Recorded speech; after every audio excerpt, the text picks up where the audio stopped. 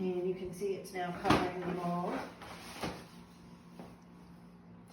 I'm going to press it down on the edges.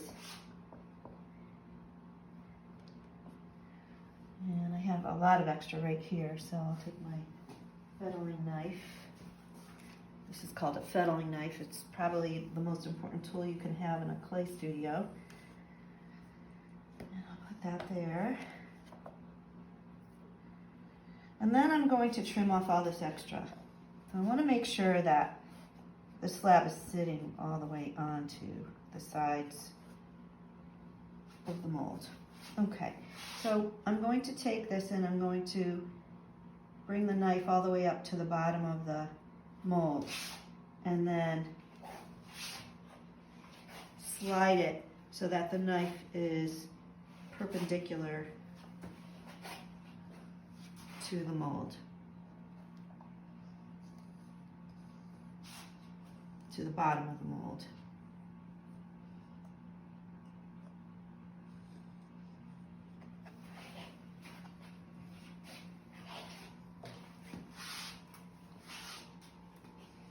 I'm going to move this way so I can get around this side here, this end.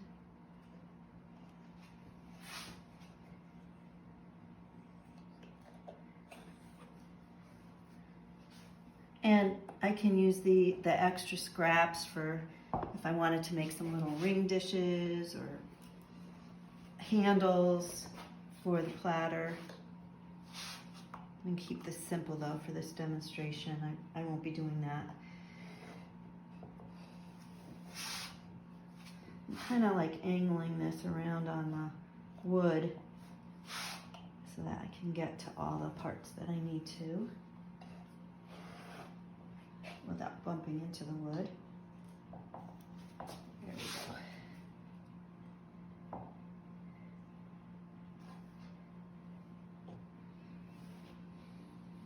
Clean up this end just a little bit here.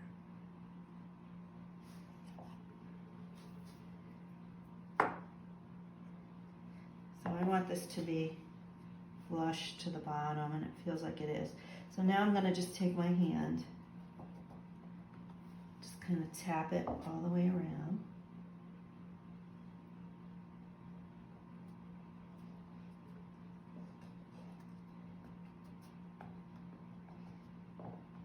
And you can see now the texture is not on the top, it's on the inside of the platter where I want it to be. A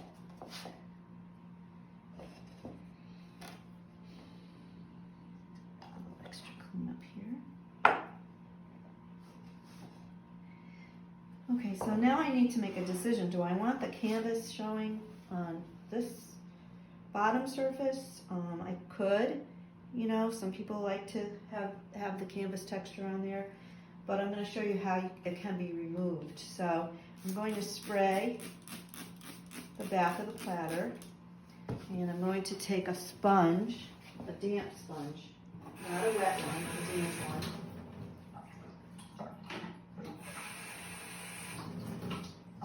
I'm going to squeeze it out good. And I'm just going to kind of go over the surface here, and it will erase all of that texture. This sponge is a little old, and what's happening is little pieces of it are coming off. If that happens, they will burn out in the first firing if you get a little bit of sponge stuck in your piece.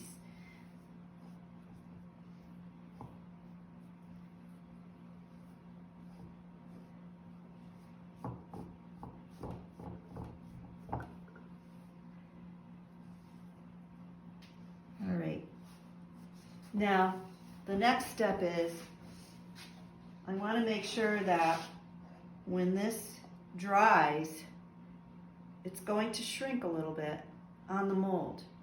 And I want to make sure that no cracking happens. So I'm going to just kind of gently lift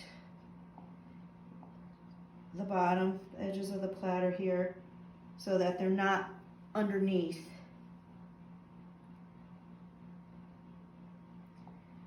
the mold. Okay. All right. So now I'm ready to create a foot. And I'm going to use this slab that doesn't have the texture on it for that. I'm going to make a note where that air bubble is, and I don't see it anymore, so it may have disappeared. What I'm going to do is I'm going to make a foot right about in this area here. And what the foot is going to do, it's going to help to raise up the platter off the surface, and it's going to give it a little bit of a different look. It'll have a lift to it. I don't have to put a foot on here, but I'd like to be able to show you how it's done because it does add a nice touch, and it also helps the platter to sit really evenly on a table. Okay, so what I'm going to do first is I'm going to measure, and I'm going to find myself a ruler, which I don't have, so I'll use the next best thing. Paintbrush. And I'm just going to kind of eye this where I want this to be, and I'm going to take a needle tool.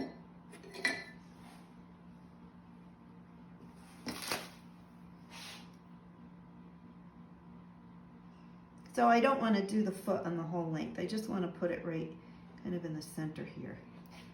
So I think I'll just kind of measure in a little bit. I don't want it to show on the sides at all. Sometimes I just kind of eye this, but it's always good to have a ruler handy. Okay, so I know that the foot is going to be that wide, and I think I'll make it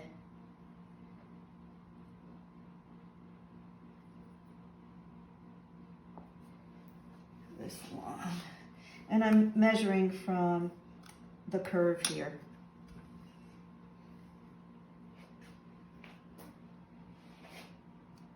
Okay, so now I have an area there. I have dots there that are kind of like guidelines for where I can place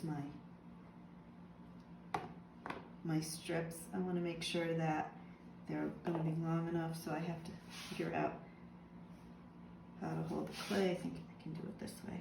So I need 2 long strips and 2 short strips. This is a really cool tool that I found online, and it helps to make strips of clay nice and even.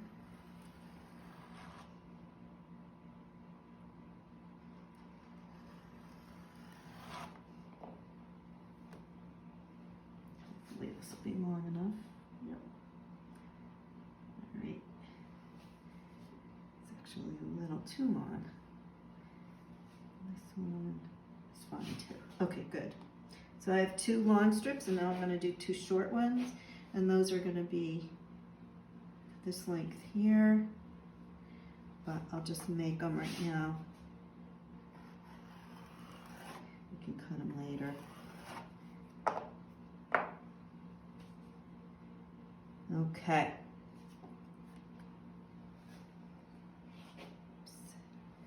All right.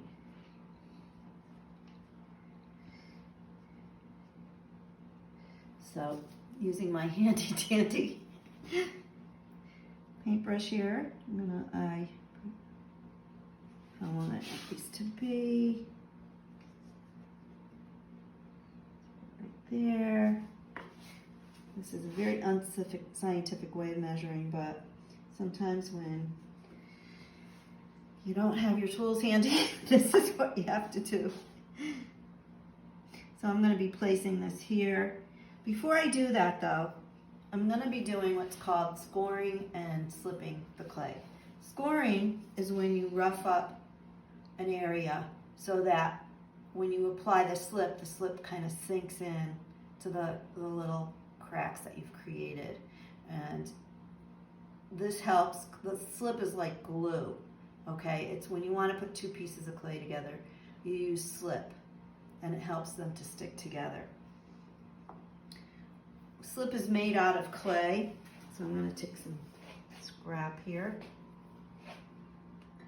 And you're just mixing it with a little bit of water. Some people like really nice smooth slip. I sometimes do use that, and the way to make that is to just use a blender, and you put your clay and your water in the blender. There's really no ratio. You just kind of eye it and see what you like. And you just kind of mix it together, but sometimes if I don't have time to do that, I just kind of take water and I smush the clay in the water like this, and it makes a nice slip that I can use to attach two pieces together. Okay, so I have my slip.